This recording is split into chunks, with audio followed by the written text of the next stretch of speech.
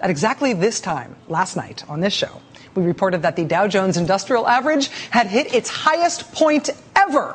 Yesterday was the first time ever that the Dow had closed over 15,000, which is a remarkable achievement for that collection of numbers. It had never been that high ever. Even more remarkable, though, it turns out maybe it wasn't a fluke, or at least it wasn't a one-day fluke, because today the Dow went up even further, and it stayed up above 15,000, so we have not only hit the 15,000 milestone, we are staying above it. And whether or not you care about the stock market or think that is an important economic measure of either the stock market as a whole or of economic behavior as a whole, it is undeniably a new high. A landmark achievement. And on the day that the stock market hit that new high, that landmark achievement, conservatives who find themselves on the mailing list of the group Citizens United, yes, the same group from the Supreme Court case, conservatives who have signed up to receive Citizens United emails, got this email from the group in their inbox yesterday. Subject line, Obama's latest screw-up may lead to impeachment. Impeachment? Click. Open.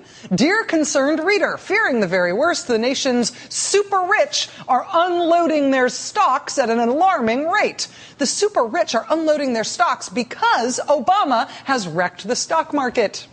So on the day the stock market went through the roof and crossed 15,000 for the first time ever, subscribers to the Citizens United mailing list received this damning indictment of the Obama presidency and how it has tanked the market.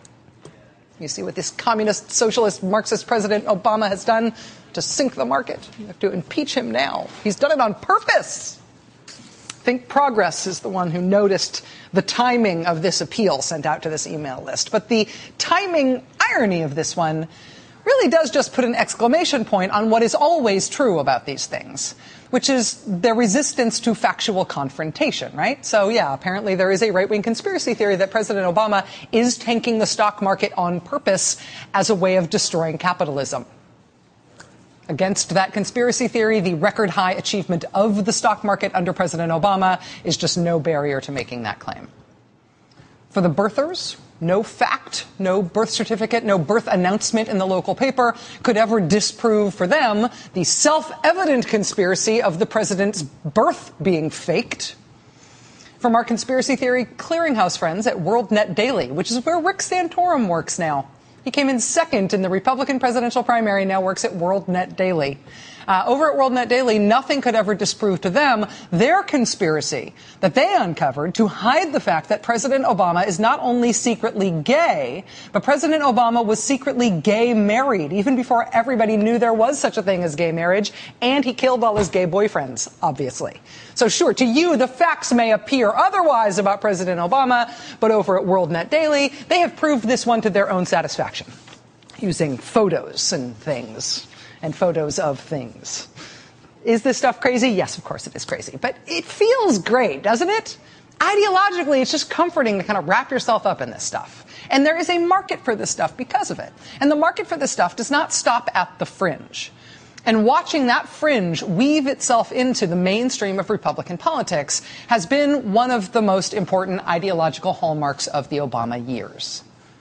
And in that spirit, I want to take a moment here to give some unsnarky and serious kudos to Laura Ingraham, who is a conservative talk radio host, but one who I think sometimes does a very good job. And last week she had on her show Oklahoma Senator James Inhofe. He was pushing one of the most recent conservative conspiracy theories that the Obama administration is buying as much ammunition as they can get their hands on, so there's none left for the rest of us. See, that's how they're really going to disarm us, by taking away all the bullets. Then the Obama government can wage unopposed violent war on the disarmed populace of the United States. Open your eyes, sheeple. But in hosting Senator Inhofe to spell all this out, Laura Ingraham, the talk show host, God bless her, actually asked the senator some useful follow-up questions to try to get him to explain exactly how this conspiracy works. Listen. So what are they going to do if they want to violate our Second Amendment rights? Do it with ammo. Can you explain this to me? What do they need it for?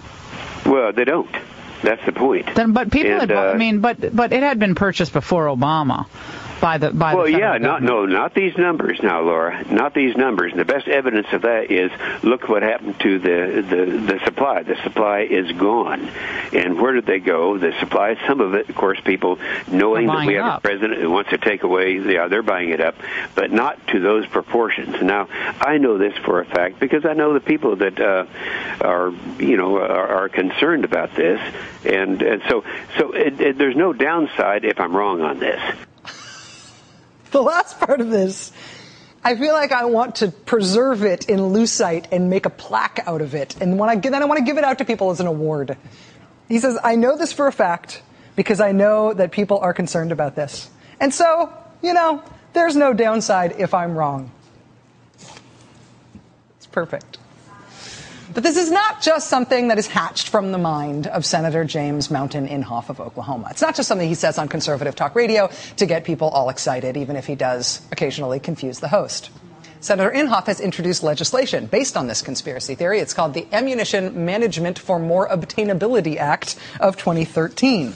Among other things, it would prohibit the federal government from purchasing or possessing at any one time more rounds of ammunition than the monthly average of the number of rounds of ammunition purchased by the covered agency during the period beginning on January 1st, 2001 and ending on December 31st, 2009.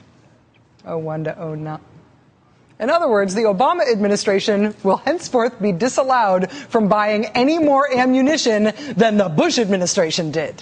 How terrifying would it be if the first black president bought more bullets than the previous white president? We have to stop that from happening, America.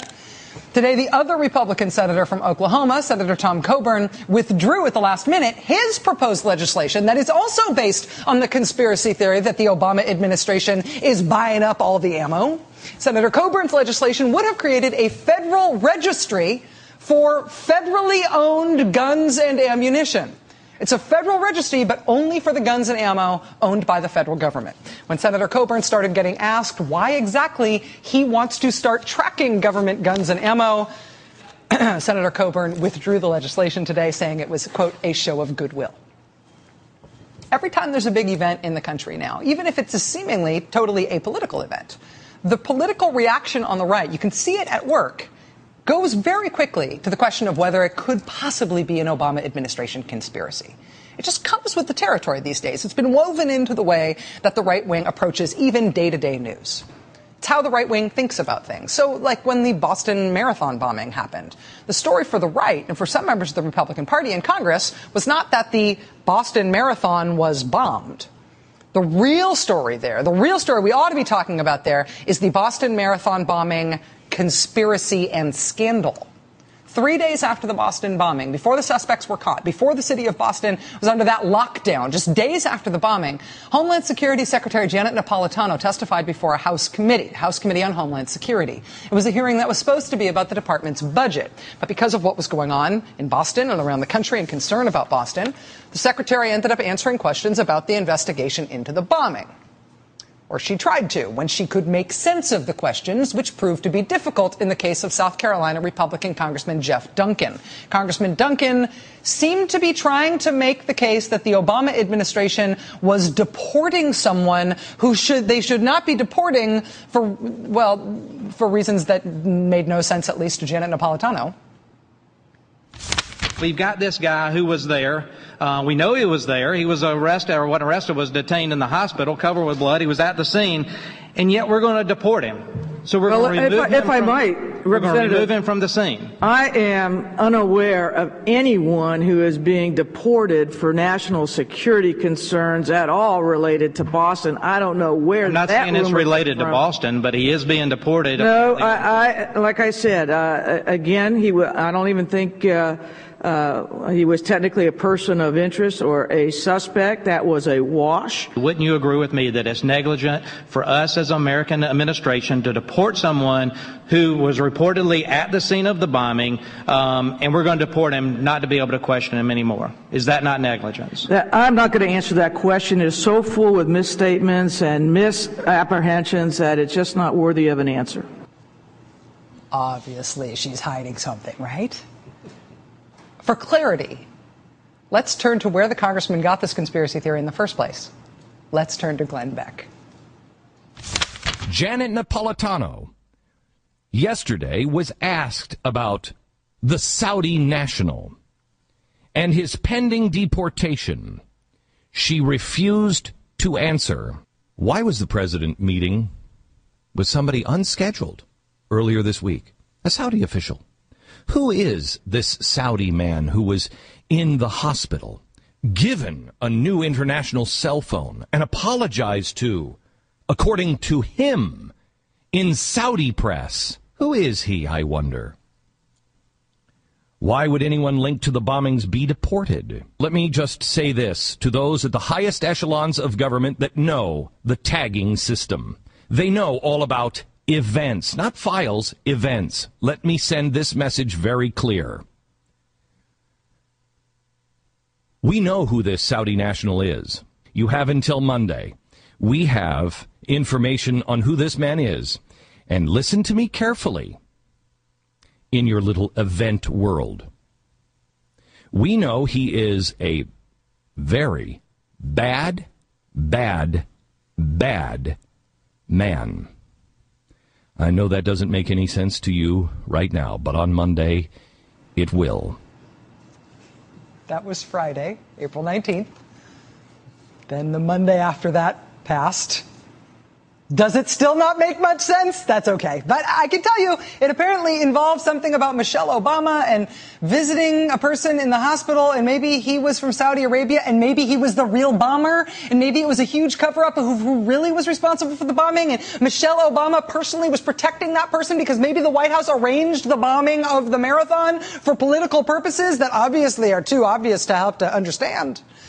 If that is the theory, then Beck, you have until Monday, and then it will all be exposed. Remember right before the election, the reaction on the right to the unemployment rate going under 8%? Obviously, the answer cannot be, yay, the unemployment rate is dropping. And it can't be, yeah, this might be good for the country, but we on the right see this as bad for us politically because it makes the president not look so bad. That would be a normal political reaction. In today's right wing, the reaction was that there had to have been a conspiracy by the Obama administration to rig the unemployment rate for political purposes. The same Congressman, Jeff Duncan, who asked Janet Napolitano those incomprehensible questions about the real bomber and the Boston bombing conspiracy scandal cover-up, that same congressman has also now sponsored legislation that would get rid of the unemployment rate. It would effectively eliminate the unemployment rate and any measure of economic growth or the size of the economy by prohibiting the Census Bureau from gathering the information that is used to compile economic information, including the unemployment rate. Because, hey, who needs that? And besides, that gives them less to manipulate for political purposes. Today in Congress, the attack on the diplomatic mission at Benghazi in Libya, the attack that killed 4 Americans. Today, the line from the Republicans in Congress was that was not something that should be seen as an attack. That is something that should be seen as a conspiracy and a scandal. This investigation is perhaps the most organized, concerted effort that House Republicans have made on anything in Congress since they took control of the House. They have voted to repeal Obamacare 39 times. They just announced that there will be a 40th vote to do that next week because you know why not. But in terms of working on their own ideas, the Benghazi hearing is pretty much it. This is the most ambitious thing they have done. And the idea here is that this was not an attack on the U.S. What happened in Benghazi should be seen as a political conspiracy engineered by the Obama administration and maybe, hopefully, by Hillary Clinton, but maybe only if she's going to run for president. Yeah, the attack in Benghazi was engineered by the administration because somehow it was good for them. So if President Obama is not going to be impeached because he tanked the stock market, he will definitely be impeached because of Benghazi. Or actually, you know what? He'll resign because of Benghazi. That'll be perfect. As the information and facts begin to come out, it will become so obvious that there was a concerted and very, very deliberate attempt to mislead this country and its people, to lie to Congress as well as to you.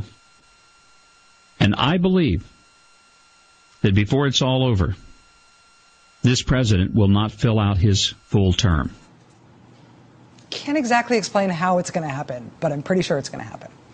It's magic. If you say Benghazi enough, if you teach enough people who only type with a cap locks key on Twitter to spell Benghazi, that H is really hard, then eventually President Obama will be impeached. Or he will resign. And then we will get all of our ammunition back and we'll finally get to meet his gay husband.